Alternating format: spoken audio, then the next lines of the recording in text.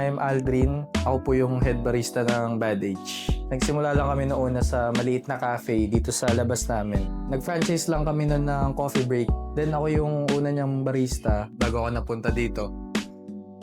Nagpapa-standout dito sa Bad Age yung vibe ng shop.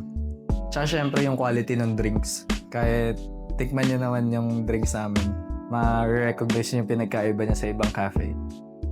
Yung mga certificate naman namin na yan, nag-class kami ng sensory. And then ito, yun nandito sa kabila naman, napanalunan sa mga brew battle.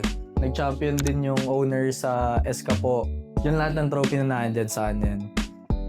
Yung best selling item namin is yung sea salt Spanish, tsaka yung Spanish latte namin na hot. Ang gamit namin sa kanya is 4 kinds of milk. So kadalasan kasi di ba yung mga Spanish latte is full cream milk, espresso, condensed, okay na siya, Spanish na siya. So kami, para maiba naman, naisip namin yan, maglagay ng oat milk, full cream milk, heavy cream milk, tsaka yung sweetened milk namin. Ang feeling ko naman as a head barista na binabalik-balikan din talaga kami ng tao.